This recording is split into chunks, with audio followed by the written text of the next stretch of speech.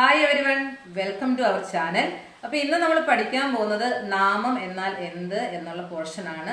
What is noun എന്നുള്ള പോർഷനാണ്. നാമം എത്ര തരത്തിലുണ്ടെന്നൊക്കെയുള്ളതാണ് പഠിക്കുന്നത്. നമ്മളിത് രണ്ട് പാർട്ടായിട്ടാണ് എടുക്കുന്നത്, അല്ലെങ്കിൽ നമ്മുടെ വീഡിയോ കുറച്ച് ലെങ്തി ആയി പോകും. അപ്പം നമുക്കിന്ന് നമ്മുടെ നാമം എന്നാൽ എന്ത്, അതിൻ്റെ രണ്ട് കാറ്റഗറിയെ പറ്റി നമുക്കും പിന്നെ അതിൻ്റെ കുറച്ച് എക്സാമ്പിളിനെ കുറിച്ച് നമുക്കിന്ന് പഠിക്കാം. അപ്പം നമുക്ക് നേരെ ക്ലാസ്സിലേക്ക് പോകാം. അപ്പം നമുക്ക് നൗൺ എന്നാൽ എന്ത് എന്നുള്ള നൗണിൻ്റെ ഡെഫിനിഷൻ നമുക്ക് നോക്കാം. Name of a persons, places or things are called nouns. ഏതെങ്കിലും ഒരു വ്യക്തിയുടെയോ ഒരു സ്ഥലത്തിന്റെയോ ഒരു വസ്തുവിന്റെയോ പേരായ ശബ്ദത്തിനെ നാമം എന്ന് പറയുന്നു. അല്ലെങ്കിൽ നമുക്ക് കുറച്ചുകൂടി ഈസി ആയിട്ട് പറഞ്ഞാല് ഒന്നിന്റെ പേരായ ശബ്ദത്തിനെ നാമം എന്ന് പറയുന്നു. അപ്പൊ നമുക്ക് അതിനോട് എക്സാമ്പിൾ നോക്കാം. ടീച്ചർ, അതൊരു വ്യക്തിയെ കുറിച്ചാണ് പറയുന്നത്. പ്ലേസസ് എന്ന് പറയുമ്പോൾ സ്കൂൾ എന്ന് പറയുന്നത് ഒരു പ്ലേസ് ആണ്, അല്ലെ? തിങ്സ് എന്ന് പറഞ്ഞാൽ ഏതെങ്കിലും വസ്തുവാണ് ഉദ്ദേശിക്കുന്നത്. പെൻസിൽ എന്ന് പറയുന്നത് ഒരു വസ്തുവാണ്. അപ്പം name of a persons, places or things are called noun. Okay, അപ്പൊ നമ്മള് നൗണിനെ പ്രധാനമായും 7 തരത്തിലാണ് നമ്മൾ ക്ലാസിഫൈ ചെയ്തിരിക്കുന്നത്. നമുക്കിന്ന് ആദ്യത്തെ എന്താണെന്ന് നോക്കാം. First one, common noun. നമ്മൾ ഈ പേരിൽ നിന്ന് തന്നെ നമുക്ക് ഈസി ആയിട്ട് പഠിച്ചെടുക്കാം. കോമൺ എന്ന് പറഞ്ഞാൽ പൊതുവായത്. അത് തന്നെയാണ് നമ്മൾ ഡെഫിനിഷനിലും പഠിക്കുന്നത്. General name of persons, places or things.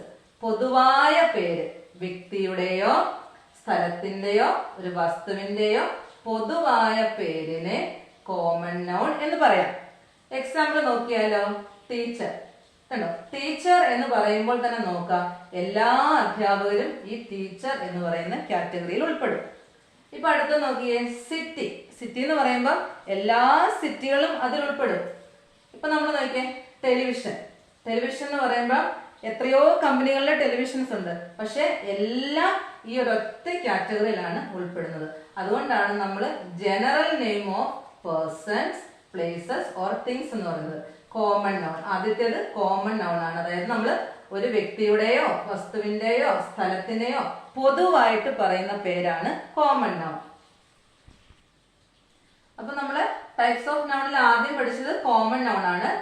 രണ്ടാമത് പഠിക്കുന്നത് പ്രോപ്പർ നൗൺ ആണ്. നമുക്ക് ഡെഫിനിഷൻ നോക്കാം. Specific name of persons, places or things, അതിനെയാണ് നമ്മൾ പ്രോപ്പർ നൗൺ എന്ന് പറയുന്നത്. നമ്മൾ ആ വേർഡ് നോക്കിയാൽ തന്നെ പ്രോപ്പർ എന്ന് പറഞ്ഞാൽ ശരിയായത് എന്നർത്ഥം. അതായത് സ്പെസിഫിക് നെയിം, ഒരു വ്യക്തിയുടെയോ സ്ഥലത്തിന്റെയോ ഒരു വസ്തുവിന്റെയോ ശരിയായ പേരിനെയാണ് നമ്മൾ പ്രോപ്പർ നൗൺ എന്ന് പറയുന്നത്. എക്സാമ്പിൾ നോക്കൂ. ഇവിടെ ഒരു വ്യക്തി എന്നാ പറയുന്നത്. അപ്പം ആ വ്യക്തിയുടെ ഒരു ശരിയായ പേര് റാണി.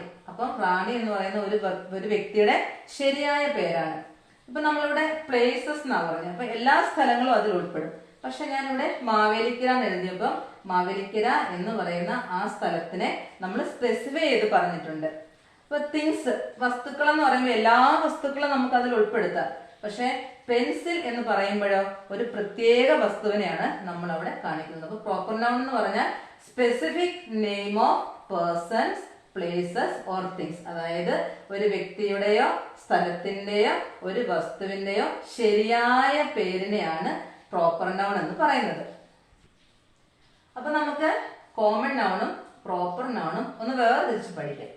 ഇവിടെ ഞാൻ ഫസ്റ്റ് കൊടുത്തിരിക്കുന്നത് സ്കൂൾ എന്നാണ്. സ്കൂൾ എന്ന് പറയുമ്പോൾ എല്ലാ സ്കൂളും നമുക്കതിൽ ഉൾപ്പെടുത്താം. പക്ഷെ പ്രോപ്പർ നൗൺ ഒന്ന് നോക്കിക്കേ, ഞാനിവിടെ കൊടുത്തിരിക്കുന്നത് ഹോളി ഏഞ്ചൽ സ്കൂൾ. അപ്പൊ ഒരു സ്കൂളിനെ മാത്രം, ഈ പേരുള്ള സ്കൂളിനെ മാത്രമായിരിക്കും നമ്മൾ അപ്പോൾ സ്പെസിഫൈ ചെയ്യുക. ഇവിടെ രണ്ടാമത് കൊടുത്തിരിക്കുന്നത് ബോയ് എന്നാണ്. അപ്പം എല്ലാ ആൺകുട്ടിയും അതിൽ ഉൾപ്പെടും.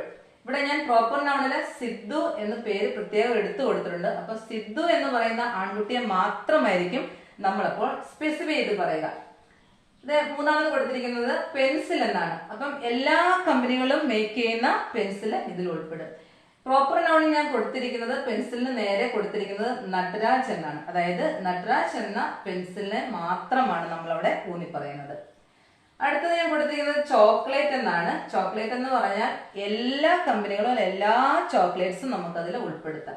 ഇവിടെ ഞാൻ പ്രോപ്പർ നൗണിന്റെ താഴെ ചോക്ലേറ്റിന്റെ നേരെ മെലഡി എന്നാണ് കൊടുത്തിരിക്കുന്നത്. അതായത് മെലഡിയുടെ ചോക്ലേറ്റ് മാത്രമായിട്ട് നമ്മൾ അവിടെ സ്പെസിഫൈ ചെയ്ത് പറയും.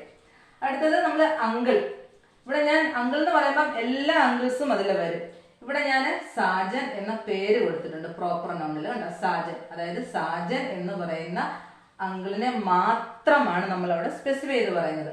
അപ്പൊ ഇങ്ങനെ നമ്മൾ സെപ്പറേറ്റ് ചെയ്ത് പഠിച്ച് നമുക്ക് കുറച്ചുകൂടെ ഈസി ആയിരിക്കും. അപ്പം നമുക്ക് ഇതിന്റെ ബാക്കി ഭാഗം അടുത്ത ക്ലാസ്സിൽ പഠിക്കാം. അതുവരേക്കും ടേക്ക് കെയർ ആൻഡ് ബൈ.